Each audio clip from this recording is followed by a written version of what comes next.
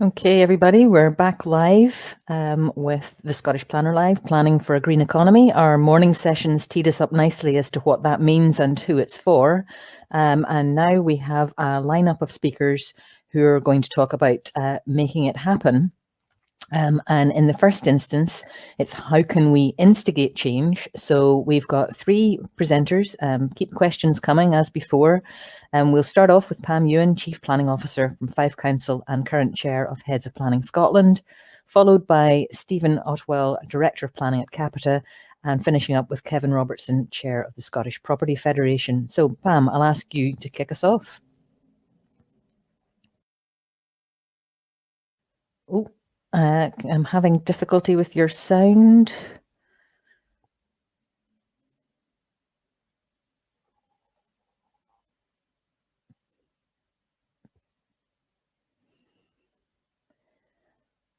That being the case, should we start with somebody else?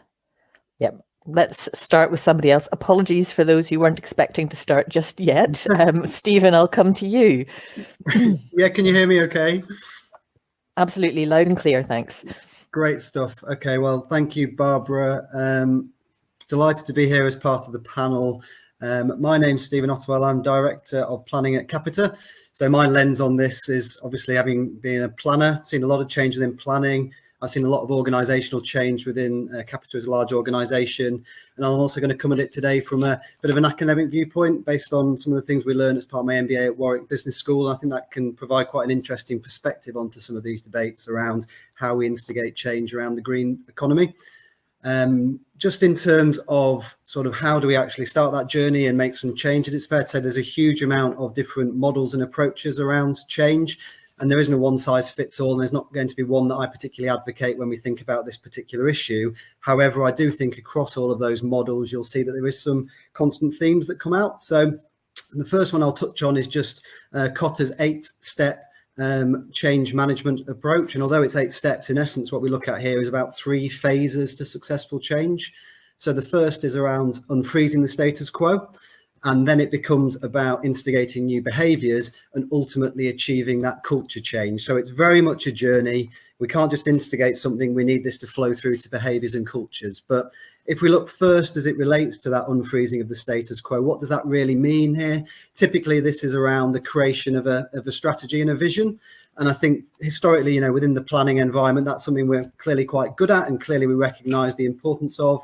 And hopefully with MPF4, that will be a really powerful tool in terms of achieving some of the outcomes. But obviously the bar set pretty high in terms of needing to nail that right.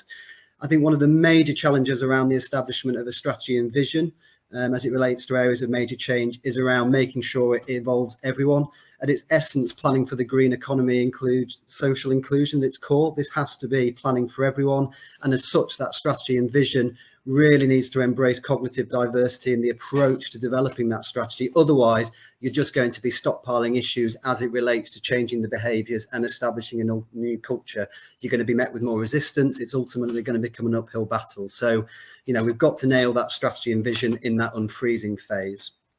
Secondly, just as it relates to some of the other issues, the other model I like to think about is Kruger's change iceberg. Everyone loves an iceberg in academia, it seems. So this one has the 3 prongs. At the top, the 10% above is around issues management. And that's clearly important. I think, again, something within the planning profession we're really good at. We see a problem, we think about it, we put an action plan in place, and we try our best to deal with it. But I think the concern there is, amongst all the other pressures, is that we do that right and we don't forget the key aspects of that around sort of checking alternatives and reviewing things and constantly challenging ourselves that we're on the right path and we're not just planning and acting. That bit in between where we do and check, it becomes really important around that. And then the other 2 aspects of the change management, the bit that's the softer side, often less seen, less thought about, again, is around beliefs and perceptions, and it's around power and politics. And I think they're really important themes around this, because they will go to the essence, the power and politics of how you manage those perceptions and beliefs. There will be inevitably people on a spectrum around any change. There'll be promoters, there'll be detractors, there'll be hidden detractors, there'll be potential promoters. And you really need to very quickly establish where people are. And when you're looking at the time and effort into the management of some of those stakeholder relationships, that awareness of some of those things. If they're promoters, there's quick wins there. You can promote those things and celebrate them. but also we need to make sure that we aren't burying our head in the sands as it relates to those that may be more resistant to this change. So, I mean, briefly, in terms of some of the things, I'm sure we'll unpack this in the panel discussion as to how do you deal with that resistance to the change, those detractors. Again, I think this boils down to there needs to be an increase in awareness. There needs to be the creation of a desire for some change, which needs to be underpinned by knowledge, and ultimately creating an ability to actually implement this change and not just start the journey. And that itself will then need to be reinforced. So again, a huge amount there, but it can be done politically if you yourself within planning have the support of powerful people and can help some of the management of some of those relationships, the chief execs, the management teams, etc., of authorities. I think finally for me, mindful is only meant to be a quick introduction, is around skills. Green economy is a hugely complex area. We need those skills to be embedded within the planning profession. Hugely difficult at a time of resource pressures, I know, but I love to see a world where we have green economy officers, where we have sustainability officers, and they are front and center of having that dialogue as a dynamic environment around some of these issues, and we're embracing and we can impart that knowledge and skills which we need to make that change and to make it stick. Thanks for that introduction, Stephen. Pam, we're going to test your audio now and see if we can hear you. No, still not getting you. Is that local authority firewalls strikes again? So we'll come to Kevin and try you again in a wee bit. Kevin. Hi, Barbara. Can you hear me okay? Yep, you're fine. Good. Well, thank you very much, Barbara, and to RTPI for inviting SPF and myself along here today. My introductory thoughts are more or less academic than Stephen's, and I think you've had a profile of my background, but I'm effectively a property developer. I'm a chartered surveyor, and I'm a postgraduate in project management. So I've had a lot of experience in the property industry over the past 40 years. And having been involved in the industry for this very long time, I think there's now more an acceptance amongst occupiers, developers and investors that we need to produce better and more sustainable buildings. Buildings that are energy efficient and zero carbon. As an industry, we want and need to produce buildings, and unless we embrace the climate change challenges, our businesses will fail. I mean, that's just a fact. We now need to do that, or we won't be able to succeed. Tenants will not want to occupy our buildings, and banks and investors will not provide the finance to build them. So the industry is on board for the change that we need. Attitudes have changed, and there is now an acceptance that it's time for action. There's lots of challenges that we face to achieve the transition, not least escalating construction costs. So it's important that we work together in partnership and in close collaboration with planners to embrace green technology and deliver greener buildings. The process to develop new buildings has become more complicated and more expensive than ever. I'm seeing more and more challenges in trying to create what we're trying to do and to create a good, pleasant and welcoming urban environment is becoming more and more challenging. As an industry, we would like planners to enable development and to work closely and guide us to provide these better and more sustainable buildings and places and spaces for people to live, work, socialise, and that are good for their well-being. COVID was an unexpected event. It has accelerated change. We have adapted so far and must get back to creating a better future and built environment. So I'm looking forward to further discussing the challenges and dealing with the change that is before us. Thank you. Thanks, Kevin, for that. And just a reminder, everybody, get your questions in for our panelists. We try once more with feeling, Pam, to see if we can get to hear you. Hopefully this time, Yay! Barbara. Fantastic. Yeah. Off you go. Can I just say before I start, firstly, congratulations to Jane Tennant, Scottish Young Planner of the Year. And she is inspiring, and she just put in the little chat box how I should solve my problem. So thank you, Jane. You've inspired an old planner to get back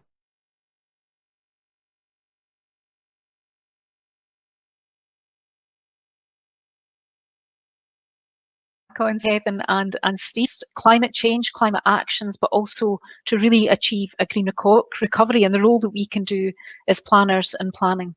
And there's three main areas from my own perspective. The first is legislative and national policy change.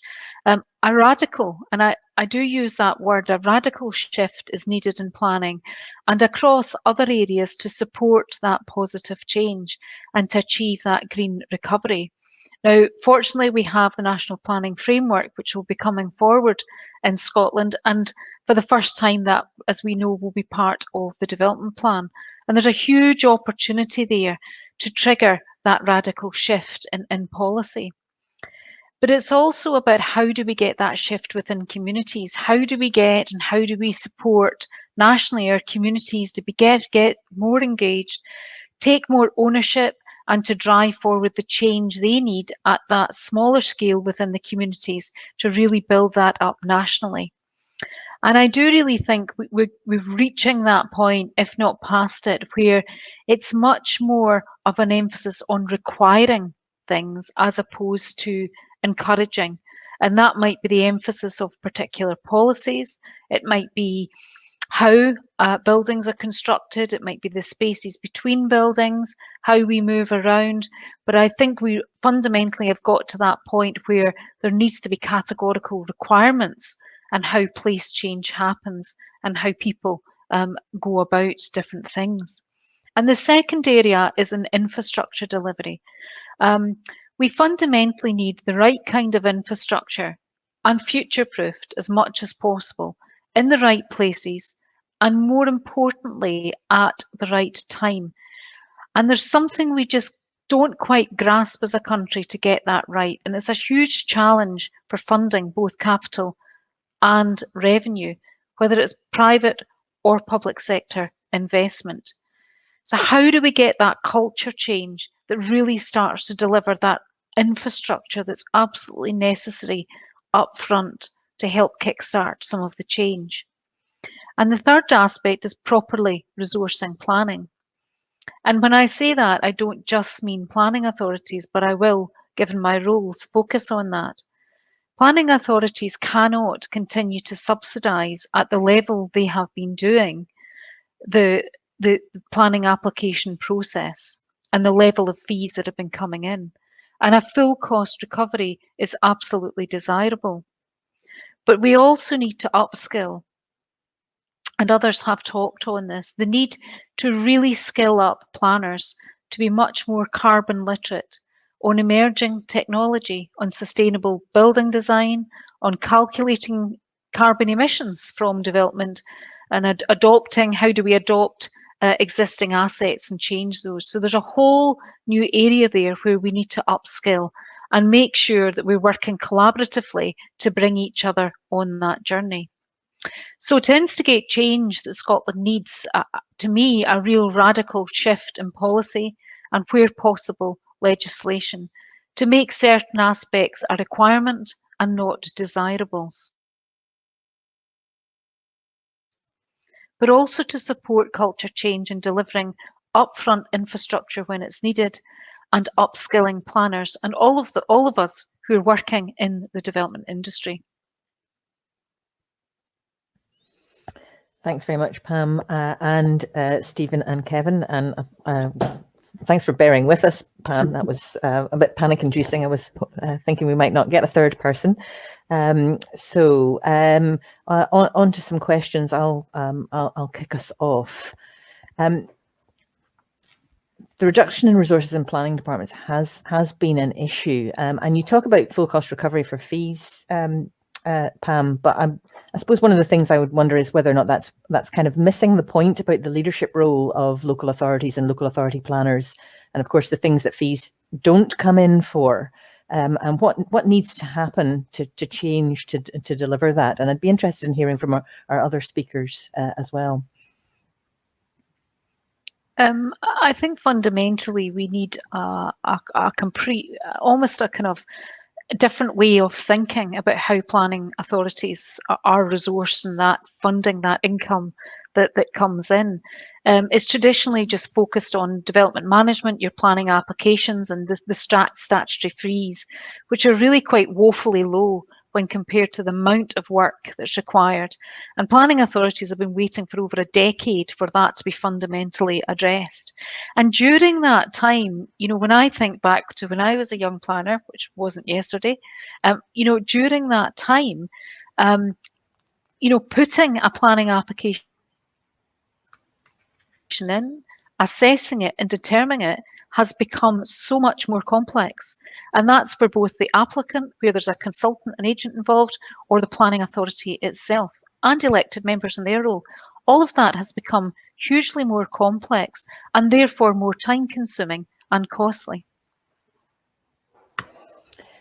Kevin, you also talked about complexity there. Would you agree that something needs to be done to respond to that, to help the development industry through the process as well from local authorities? Yeah, I mean, I can agree with a lot of what Pam's saying, and the Scottish Property Federation and their industry does not have a problem in supporting paying more fees. But I think the point that we would make, and I'm sure Pam would acknowledge it, is that we would expect a better quality service in return for that. Every time I attend a seminar or speak to people, the thing that's highest on the agenda, unfortunately, is planning. And I was involved when SPF was set up 15 years ago, and one of the points on the agenda was planning and how we make it more efficient. And we're still talking about it today. So that's unfortunate, and it's not to cast blame or aspersions about that, because I think we all know that there's issues in the system. But, you know, if we look at the statistics, I mean, I think during 2021, the average annual decision time for major developments is now 41.3 weeks. It's almost 8 weeks slower than the 32.6 weeks for the previous year. That's despite the number of applications continuing to fall year on year, and with fewer major development applications than in 2020, 2021. And I know we've recently experienced COVID and the challenges that that's brought for everybody. These statistics also don't take account of the time which we spend on pre-application discussions with communities, and in some areas detailed pre-application discussions with planning authorities. And that can add, you know, 3 to 15 months onto the process. We then have the time it can take to clear and approve the conditions, which can add further time to it, and then there's Section 75 agreements. So, you know, I'm not here to run down the system. I'm just making the point that it can be a very slow and time-consuming process. And from an economic and wanting to make things happen and to instigate change, from my point of view and our industry's point of view, that's one of the things that we would like to see change, is how we speed it up. And as I said at the outset, we would be willing to pay more for that to happen. The point I would make is that we are competing globally, nationally and regionally to secure investment. And we're speaking to investors from all over the world, and we're still getting investment in Scotland. But the delays in getting the system to work can sometimes lose us jobs or make them not happen as quick as they should. So, you know, for me, it's about collaboration. We need to do more to collaborate. If, you know, and I was thinking about this, and, you know, maybe it's through forums like this, but more discussion between government, RTPI, Scottish Property Federation, the construction industry. We all need to try and come up with ways. Maybe we need more radical thinking in terms of how the planning system works. I mean, I think legislatively it works, and, you know, the system's there, but the processing seems to be a problem. And we acknowledge, and, you know, we do see that it's an under-resourced system, and it definitely needs improvement. So happy to further discuss that with you. And I'm glad you asked that early, Barbara, because it is one of the most contentious things that's raised by our members. It always is, and your response and Pam's response were entirely predictable, which brings me to which is clear. So it brings me to, you know, your comment, Stephen, about unfreezing the status quo. This has been the position now for as long as any of us can remember. What needs to happen to unfreeze that status quo and to unlock this? Yeah, no, I think certainly, as you say, certainly as it relates to resources, something needs to happen. I think because what we're basically saying here is in relation to the activity, you might be able to solve things within the space of development management, but I suppose even then that's going to come with its own commitment. So for example, a lot of my authorities, for example, in England, we have planning performance agreements, but then that comes with a firmer commitment and greater levels of resources simply to deal with that planning application. So that isn't in itself going to create greater bandwidth or skills within a department to do the proactive stuff that we're saying is necessary to get on the front foot about planning for a green economy. I think that's the concern, in so much as you're always going to be having to make this horse trading, aren't you, about, what do we stop doing? What do we do less doing? At the exact time, you need to be doing more of that. So ultimately, as we say, it will come from that journey that we'll go on, which is once you have that strategy, I suppose it's the things that come after that in terms of increasing the awareness and the knowledge in terms of if we're going to do this, how are we going to do this in terms of developing the skills and getting that buy-in of some of the people that will drive the investment that then ultimately might help with some of the resource solutions as well. I think that will be absolutely key. And I think also part of that solution then becomes about planning being a little bit higher up the table. I know the RTPI has long sort of pressed for, chief planning officers and certainly part of that executive function, because as I say, a lot of this comes down to dynamics around the politics and power. There will be powerful stakeholders who hold the keys to some of those investment decisions. Ultimately they're going to be betting on future markets when they make those decisions. And you can't do that on your own within the planning department. You need some senior corporate level backing to achieve that as well. So needs to raise the profile of the profession, and then hopefully some of those discussions will be easier, even if that won't start to resolve all the resource solutions. I mean, on resource solutions, there's no panacea, but one thing we have seen from my point of view, our delivery model's entirely changed in recent years. We've gone from long-term kind of outsource type deals where we partner with one authority to a world where lots of authorities are in essence using us to share services and share resources. And again, that won't solve all resourcing issues, but there is something in there around delivery models that are a little bit more flexible and working collaboratively and using those sort of tools that may be out there.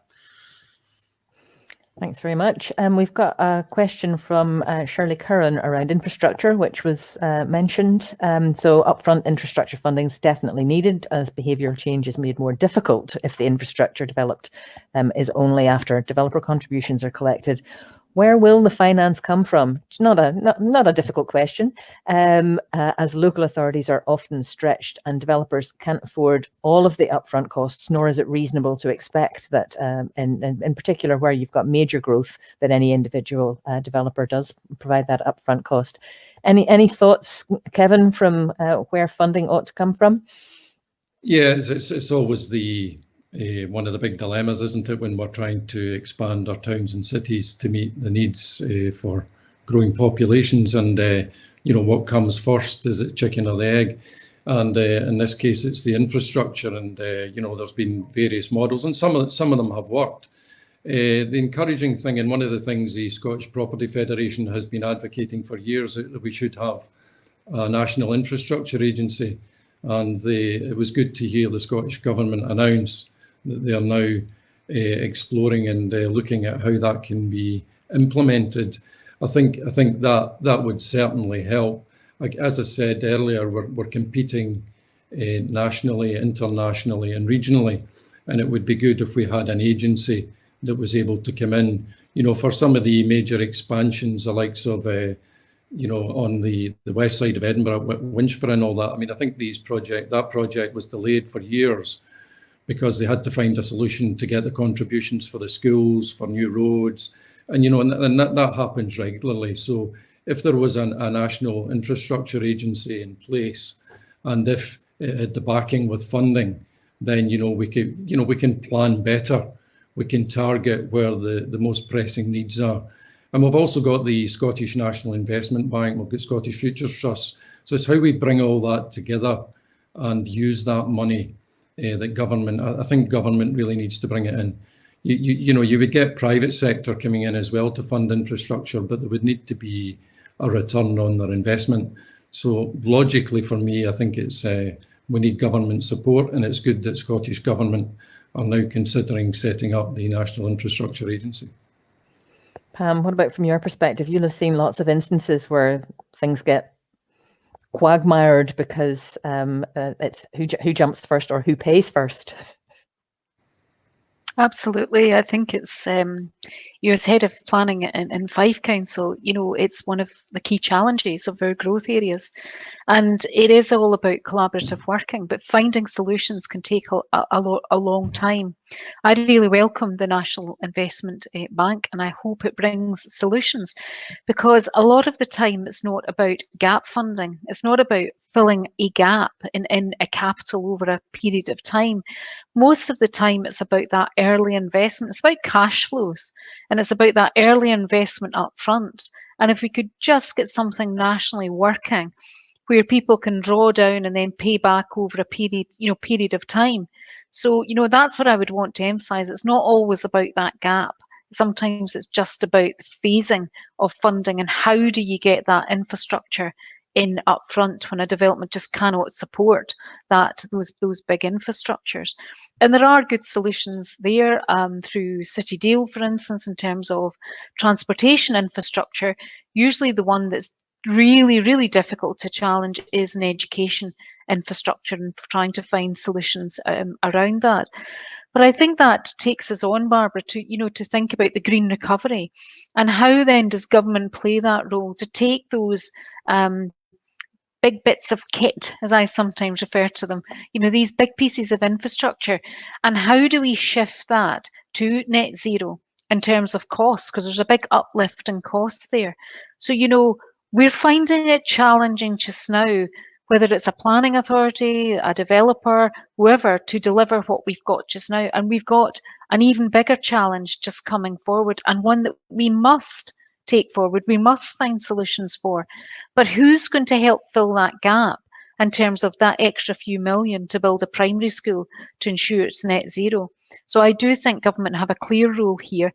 I suppose back to what I was saying in my introduction about who instigates that change and who actually pays for that change to instigate the behavioural change in the culture that we're actually needing nationally.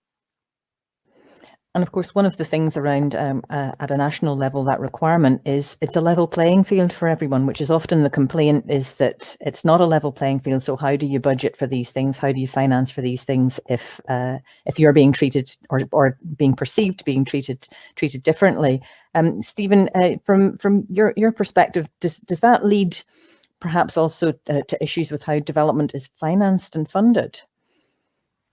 I think, yeah, no, absolutely. It goes back, I suppose, to some of the thing is it will only really succeed, won't it? It's going to need a lot of investment. As I say, I'm not technical, but you all know that it's going to need a huge amount of both public and private sector investment, and it will only really sort of succeed if it gets both. So somehow there has to be that creation of confidence and certainty around the direction of travel, and that ultimately, everyone, as I say, is whether they weren't necessarily immediately there because maybe their focuses may have been somewhere else, but it needs to demonstrate where that sort of return on the investment will come for everyone. So that needs to have that real clear plan and investment case over a long term as to where this will ultimately lead to a growing economy. I mean, that's ultimately what needs to happen, doesn't it? A green economy has to be a growing economy as well as a sustainable economy. So that will become really important. I think the issue, as I say, goes to this point around complexity, just in terms of, again, are we absolutely clear as to everything we need to do? I think it was just this month, there was the county councils network was already being quite critical in terms of there been too much focus on cities as it relates to some of the solutions and investments. And I think they were saying, I've got the figure here, 11.6 billion committed by the government to aid councils is insufficient considering the issues in rural areas. And I know RTPI Scotland's done a lot in this area. So I think this is the issue. There needs to be really careful consideration that this will be lots of different types of investment, and how that will be financed and funded. It will be different in urban areas, different in rural areas. And it's hugely complex, which goes back to the points I sort of made at the outset, really. We need to have an informed debate from a position of skills at all levels, both on the public sector side, the private sector side, and within our authorities. Yeah, there's quite often a focus on major developments in urban centres, and surely Karen followed up with a need for fairness, and when you're competing for limited resources, who wins or loses in terms of that needs to be at the heart of things. And of course, quite often when we're talking about these things, we're talking about major house builders on large sites, but rural communities, one or two houses in a rural community can make a big difference. Is there something that can happen to change the dynamic there, Kevin, where there is more of a collaborative role, and it isn't all about big sites in urban centres. Yeah, I mean, the whole issue of funding of developments, it's a very wide-ranging and complex issue. I was just thinking about it earlier today, and it really depends on the type of development, its location, and many other factors. And I think I think there's sometimes a gap in understanding of there's public sector development, there's private sector development, there's housing development, there's office development. You've got all these different factors, and sometimes within the planning and the government, there's maybe not a full and deep enough understanding of the complexity of it. But if it's a prime development like an office, a factory, or a retail store, hotel, or a student accommodation, where there are well-established businesses and tenants willing to occupy, then it's usually straightforward to secure a pension fund or a bank or an insurance company, and that'll enable the development to go ahead. However, if it's in an inferior location or a rural location with economic challenges and less well-known potential occupiers, then the funding becomes more challenging. In these cases, then we need usually intervention from the public sector to help it and enable it to happen. And there might be other reasons, economic job creation reasons, that we want to support development like that. Similarly, if it's a mixed-use development, then it may prove more difficult as funders. Some of them are not mega sophisticated, and some of them say, I want to invest in student accommodation. Some say, I want to invest in industrial. Some say, I want to invest in hotels.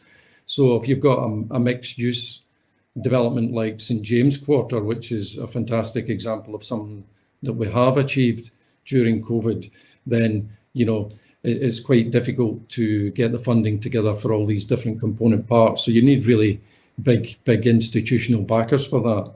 If it's housing for sale, then if we don't have the infrastructure challenges of having to provide new schools and mega roads and sewers and things like that, then that usually can take care of itself, because if there's willing occupiers and purchasers, then it's fine. And if it's social housing, then we really need the government to come in and back that in some way. So I think some of the main issues around the funding, I think, come back to the infrastructure. And as I said earlier, it is good.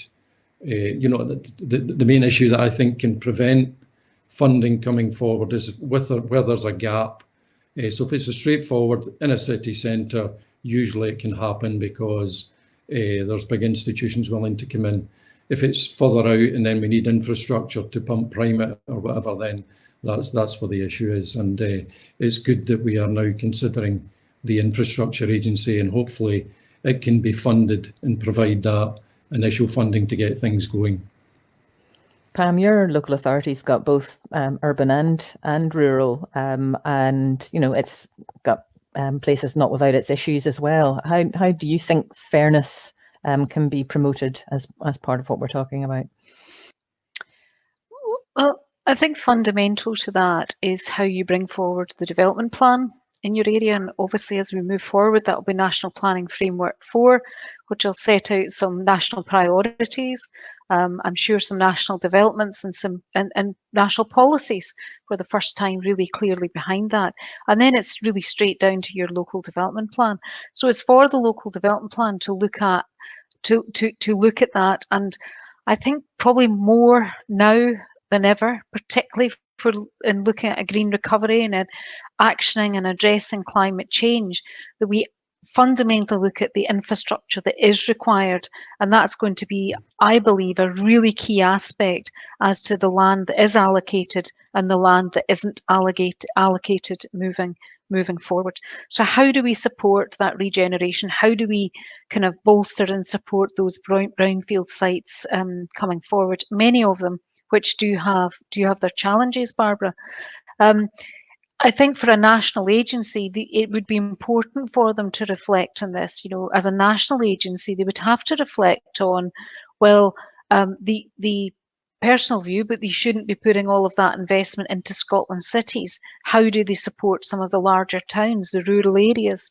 And I think that would have to be set against a national strategy, which should be, around MPF4. Where are the national priorities? What are the decisions that needs to be made to help our country move forward as best as we can?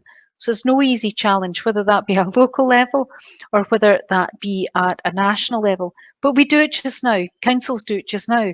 My elected members make those decisions at every planning committee, every budget round. There's choices to be made, and it's making sure those are good, informed choices. And we've got a question here. I'm going to come to you first, Stephen. Do you think there's a role for land value uplift approaches as part of this process in supporting, where that finance comes from, at least in part? Potentially, yes. I think just the complexity of some of those regimes, again, is never that simple, just in terms of, it's not my background, unfortunately I'm a planner, but just in terms of the calculations around some of these, and probably one more for you, Kevin, but in terms of some of the issues around how some of these things are calculated, it's more of a, can be considered a bit more of an art than a science. I think there's certainly something there about how we need to capture the benefit, and we need to agree what that looks like, and therefore that ultimately needs to be available to fill some of those gaps that we're talking about, that we know will exist about funding some of these things, because we just talked about it needs to be pump prime. There needs to be some commitment around that funding, so that when we're doing that infrastructure planning, there aren't just gaping big holes everywhere. I think that's the concern. A lot of the infrastructure plans I've been involved with, predominantly in England, you've done them, you've said what you wanted, and all it's showing is gaps everywhere. So, we certainly need to make some leap of faith here to start doing things, and that certainly is a potential option. And of course, landowners are quite often the ones that are completely missing from the process, other than that they're the ones who get their land allocated. Developers aren't benefiting from land value uplift, at least not in the main. So what do you think, Kevin? Because it may well be something that you actually don't have much of a problem with.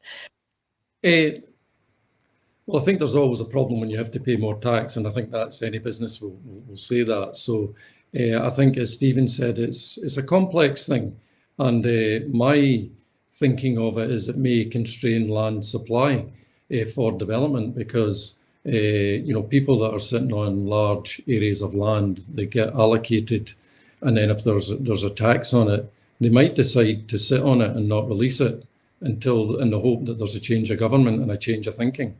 So I think there could be issues around that. So I don't think it's an easy one. And then, as Stephen said, you've all the issues around how do you calculate it. And so I think it's, in terms of fairness, etc., in terms of people making windfalls, I think, I can see the logic in it. But my concern is that it may just change how we need to plan things, because some people might just say, well, I'm just going to keep my land and not make it available for housing, and take my chances in 10 or 20 years. Pam, you talked about being more radical. Clearly, that's been one of the issues that quite often we've got sites identified for development that don't come forward, and they maybe are the best site for the things that we need to make more sustainable communities. Do you see a radical solution for that? I think we've got to get smarter. When I say we, I mean energy that's involved. When we bring forward local development plans, it really, I suppose, buttoning down a lot more the viability of sites. You've probably heard me say before, I've never heard a developer say to me, Pam, I've got a cracking site, but you know what? It's not going to be deliverable to 10, 15 years. Everybody's got a cracking site and they say it'll be delivered in 5 years. And part of that isn't a criticism, but part of that is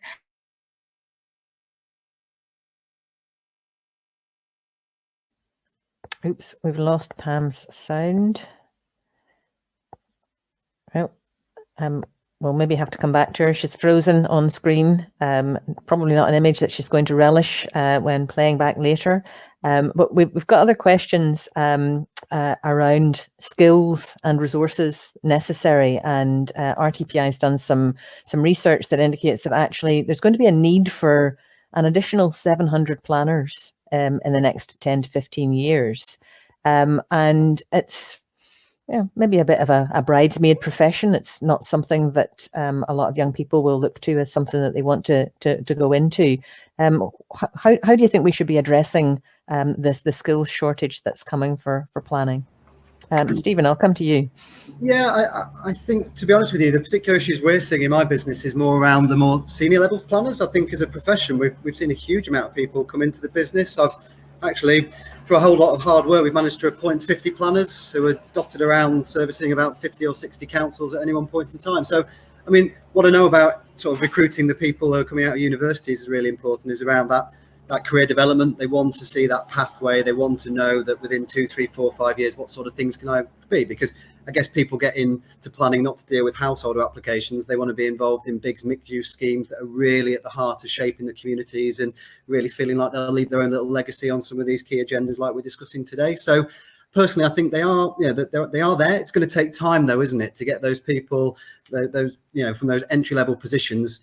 Even if you're really quick, ambitious, and you support people with skills, it's going to take a body of time until they can deal with some of that really big, complex stuff, which we know is in the in-trays, as well as the surge in volumes around some of the more smaller household matters. So I think that is around the flexibility of skills at the minute.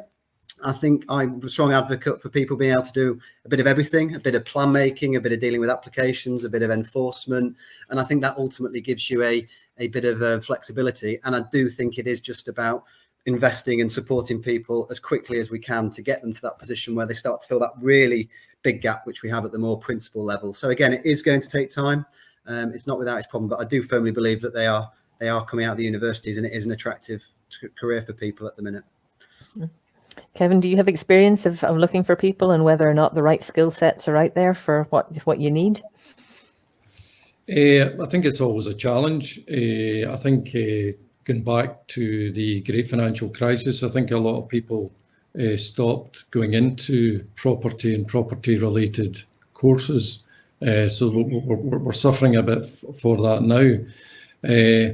I think, my own view, and something we're doing at the Scottish Property Federation, is trying to get and attract more young people to get involved. We've set up BPF Futures, and we've set up a mentoring program. So we're trying to bring forward, and as part of our organisation, we're trying to get younger people with less than 10 years experience to come onto our committees. We think that's important from all the diversity points of view, but also because, the buildings that we create, they're going to be there more for a longer period for the younger people. And we think that they should have more of a say in what's happening. So we think it would be good to get more and more young people in. I don't have the statistics for the numbers that are coming through that are doing planning courses or property related, but just, I have been aware over the years that the numbers have been certainly dropping in the real estate side. But there is a big opportunity there, because I think, we need to change the climate emergency, and the new green economy is going to force that change. And, we need people with the skills that can get all these things to happen. Certainly, at the higher level, if we're to achieve net zero by 2045, then, that's not a long time in terms of what we have to do. In terms of new buildings are probably the easiest bit, because we can all adapt and put the new technology into them, but retrofitting existing buildings, how we do that, the skills needed to do that. So yeah, these are all big issues that are coming before us. I'm glad you're back with us, Pam. We're just talking about the supply chain of planners and the need for planners. And of course, there's different routes into planning, as our Scottish Young Planner of the Year, Jean Tennant, is testament to, because that's not how she started out. Do you think we need more accessible routes into the profession, Pam?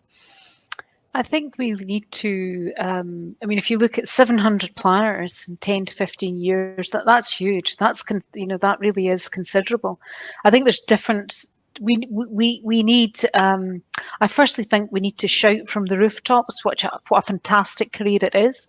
And we need to do that together, up and down the whole of the UK. We need to really encourage people, not just coming out of schools, but there's also people who may want a career change. And often people do. I know when I was at school, I didn't know what planning was. I kind of stumbled into it, from school to university. having always wanted to do something else, and I absolutely love it. But I think there are so many people like I that just don't really know what planning is. So I think there's a huge opportunity. And I do think we really need to get together to get a national campaign going to look at how do we fill that gap. I mean, that is huge, that is considerable. And that's across all sectors. So I think there'll be a whole array of different ways, Barbara, that we need to do it, whether it's through apprenticeships, whether it's through just giving school children the opportunity, whether it's about absolutely, when we're out in schools doing other things, talking about planning as a career. There's lots of different things we can do. And I really do believe that if we join up and think about what we can all take away, that could really get a bit of a kind of revolution going. And I know RTPI Scotland really is doing a lot of work leading this, including the work that was done through Skills Development Scotland. I think that's really important to have that research there, because sometimes that's the catalyst for these discussions, and it's the catalyst for change. Yep, and we'll never make good things happen without the people to do it, of course. A question we've got here, which follows on from some of the things we were talking about around ownership, is CPO a solution? And of course, it's a terribly complex process, and it's not done maybe as much as folk would like in certain areas, but it is a tool that's there and is available to unlock sites. Is that something that you think we should be using more of? Stephen, I'll ask you first. Yeah, no, absolutely. I mean, it's a tool in the kit bag, isn't it, to try and deliver the outcomes, and there's lots of other tools as well. I guess for me, it's all about, again, the right solution. Go back to what I was saying about how we deal with issues, that you need to kind of just make sure that you've not done your due diligence, but we don't just kind of leap in and say, well, we think this is our plan and we're going to act now and we're going to do this, because there's always potentially different ways that you can do to secure similar sorts of outcomes. So I think inevitably it will form part of a solution as part of some of the detailed issues that you're dealing with. I guess for me, when we're just thinking about some of this stuff, some of my focus is just around some of that big picture stuff, I suppose, in terms of how we're going to achieve some of this change management. And I go back to that point in terms of that alignment, in terms of this ultimately is going to come around having that wider strategy and vision, which we obviously all talked about, in terms of hopefully NPF4 can be absolutely key in that. And then when having had that established and people work through their local development plans, if that's the mechanism to see through that commitment at a local level to deliver the best outcome, absolutely, it can be a useful tool. But again, not necessarily the panacea. It will be horses for courses, I suppose. And is it something that you think local authorities should feel more confident in using, Pam? Sorry, Mike on. I think there is the confidence there to do it. It's just they're clunky. So it is a solution, but there are other solutions that one can keep working away at. And it probably is a solution where you fundamentally just aren't able to achieve agreement out with that CPO process. But it does take time, and it has to be brought forward at the right time, clearly, once it's clear that a project is deliverable for whatever it is you're requiring to CPO on. But it's just very clunky, and I think that's something that fundamentally needs to be reviewed. And I suppose from a developer's perspective, Kevin, it's the kind of thing that if it takes time, then it's not something that's contributing to the certainty of the development industry. So even if you do go into partnership and you with a local authority that's going to CPO a site for you, it's it can be something that's difficult to plan for. Yeah, that's right, Barbara. And I've had personal experience of doing a joint venture with a council, and it was a town centre regeneration project, and we had one owner who was being, obstinate and difficult, and we just couldn't get them to agree. But the plan was all there for it. It had all been approved. We were working jointly with the council to achieve this objective that everybody was supportive of, and one owner. So we managed in that instance to come up with a way of working around them while it took the time to deal with the process. So I think it is something that, because, some of the other big issues that we have going forward are our town centres. And I think certainly, we've got, something like 1 in 7 shops now empty. We've got lot of, I visit a lot of town centres just to have a look, because that's the kind of things I do on my weekend. And some of our towns and city centres now are looking probably the worst they've looked in a long time. So there's a big challenge there, and we'll get on and we'll do that. And I know that the government's looking at various ways with permitted development rights, etc. But I think the ability to CPO, if someone is deliberately stopping something that's for the greater good, then I believe that we should be able to deal with it.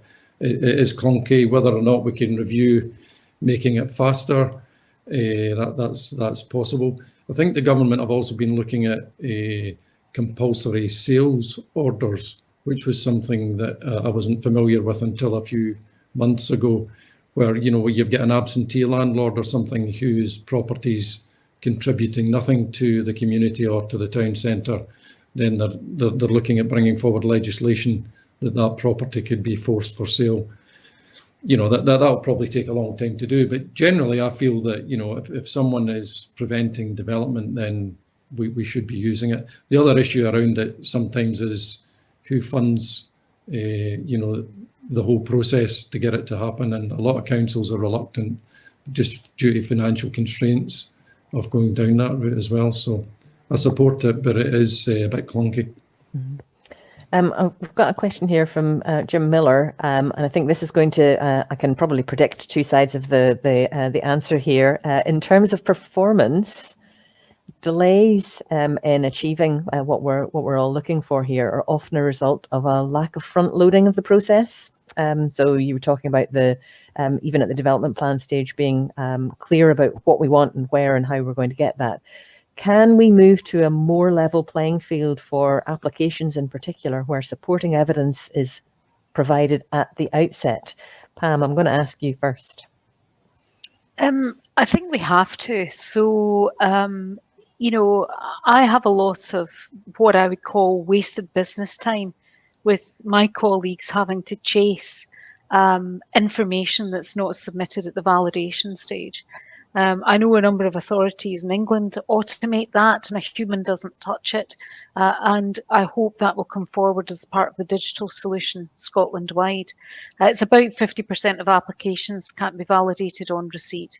And that's wasted. That's wasted. So, I think it was yourself, Kevin, talked about efficiencies and running an efficient system. Well, here's something that we can deal with, straight away.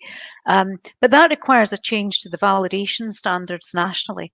And I think it's probably a balance, Barbara, because there are some things that you don't absolutely know whether you need certain assessments until you've got that application, you've picked it up, and you've had that discussion with the applicant. But there are some fundamentals, like some of the drainage, some of the SUD solutions, should really be one of the early things that's looked at in a development, because that wastes a lot of time going back and forward.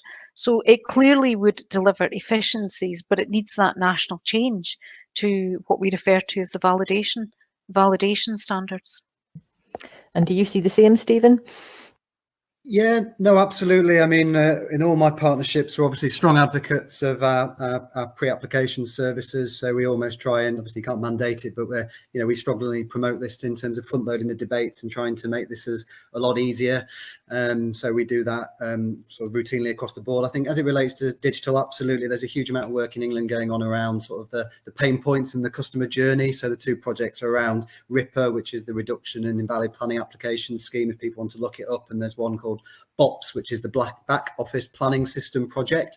So the problem, what I observe from those comments, and we're potentially looking at how we engage in this space around digital, is it's not simple. It sounds simple on a postcard in terms of the customer journey and why is it invalid, but these projects have been going on for a number of years, really. So I don't think that's necessarily going to be anytime soon in terms of some of those solutions, but I do welcome and agree that it's something that needs to happen, because it can't be good for the customer journey and the frustration of those involved.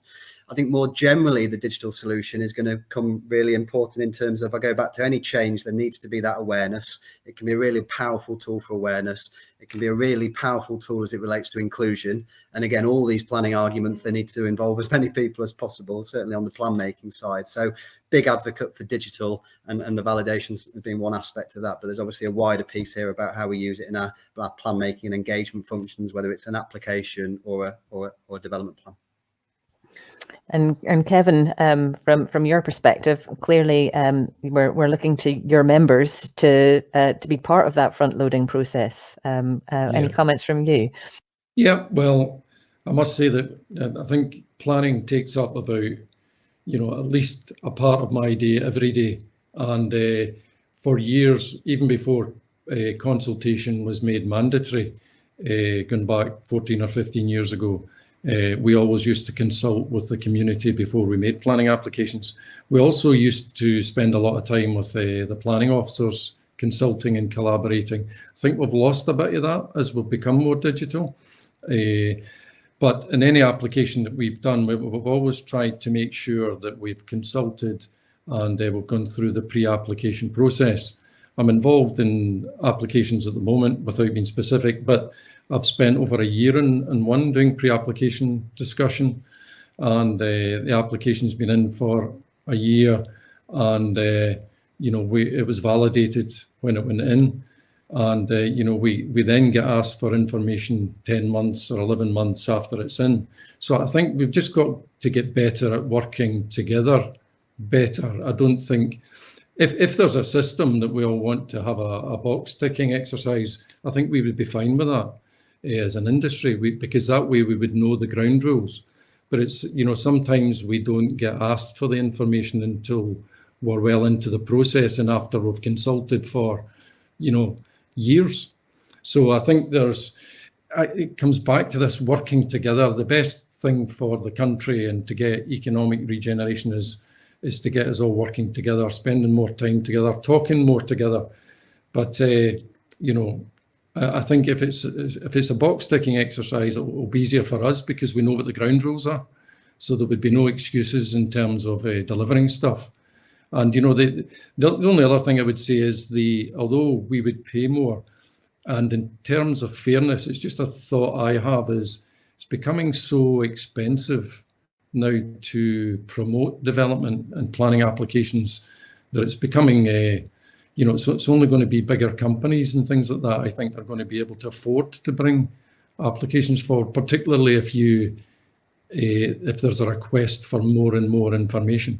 But that's the debate I think we need to have. So that all for, let's give you more information if that's what we need, as long as we know what it is up front, and then let's have it dealt with efficiently. Certainly, knowing from an agency perspective, quite often there's other players who can put a spanner in the works, as it were, later on in terms of the best laid plans of everybody at the start of the process. Yeah. Do you think, is there a different role there for Pam and how all of the players involved get involved, produce something that allows for that efficiency? Because clearly it's not entirely within you and your team's hands. No, it's not. I think it's much, there's not a simple answer because it's actually quite complex. And, I recognise some of the things that Kevin's saying as well, that it can take time through the assessment of an application, and something might very well come up about, hang on a minute, we need this type of assessment. It goes back to what I was saying earlier. It's just much, much more complex. In the days I started out my career in development management, it was so much more simple. So complexity just keeps getting layered on and layered on and layered on in planning. And a lot of that is right, but I think we do need to step back and say, where could we strip some of that out, and where by working together can you get to solutions much, much quicker? The vast majority of applications in Scotland are approved. So it's usually about that negotiation and that detail. So I do think there are some aspects that could be added to the validation standards to get those in earlier. And maybe we need to get smarter about a certain period of time in which one can seek additional information. But Kevin's spot on. It's about working together between the planning authority and that applicant, whether it's through a pre-application discussion and or the actual application process, and clearly taking into account what the community's views are as well. So I'm going to ask you for a silver bullet, everybody. To instigate the change we need, what one thing would you look for? So I can see you kind of all thinking there. So quick sound bite. Kevin, you're smiling, so I'm coming to you first. What one thing would you change to make the change that we need to instigate that? I think it's collaboration and strong leadership is what we need. You know, that we've talked, we continue to talk about it, but I do think there's a need for more collaboration, and I think I touched on it earlier. If organisations like ours can work with PAM and our teams of heads of planning throughout the country, RTPI, the construction industry, it's quite hard and complex to coordinate that, but there needs to be, I think there's a willingness, but again, we need to step back and spend time, quality time thinking and planning, I think, rather than just having our nose to the grindstone all the time, because I think by doing that, we could probably come up with better ways forward. Not a one-word answer, but that was my thoughts, Barbara. No, I'm very positive. Thanks. Stephen, what about yourself? Yeah, no, I was also going to say collaboration, or I could have said resources, but in line with what I said at the outset, I think for me, it's just looking at the sheer scope and scale of the challenge as it relates to planning for a green economy. I think we do need to address this, as I go back to what I said, in terms of we need to have specialist understanding in terms of approaching it as a change management and a significant change management, because it's not just about the strategy. We need to get under the bonnet in terms of the behaviours, the culture, all that sort of stuff I touched on. So we need expertise. We need to just, change doesn't happen. It needs to be structured and be looked at a journey, and we need capability in that area as much as we need capability in planning as well. We need to be able to draw on some of that expertise to help us. And Pam, last word to you. Well, in the roles that I have as a head of service and also chairing Heads of Planning Scotland, it's fundamental. It's proper resourcing. You can't collaborate and you can't do these things until you have enough people on the seats to do it. And that is where we are in Scotland just now. It's over a decade where we fundamentally have been needing to review planning fees, and we haven't done that. So there's both a backlog of budget issues over a decade long, as well as a need to reinvest. But firstly, authorities have to sort out that backlog of budget issues before we can reinvest. So we now have a double whammy on our hands. So we can do both of those things that Stephen and Kevin brought up, but we need people to do it. Thanks very much. So collaboration, change management, and resources. There you go, everybody. Problem solved. Thanks very much to our speakers and for answering all the very random questions, and they were random, but that's great. So thanks to Pam in particular for bearing with all the technical difficulties she experienced, to Kevin and to Stephen. We'll take a short break now and we'll be back at 3:05. Thanks all. Thanks, everyone. Thank you. Thank you.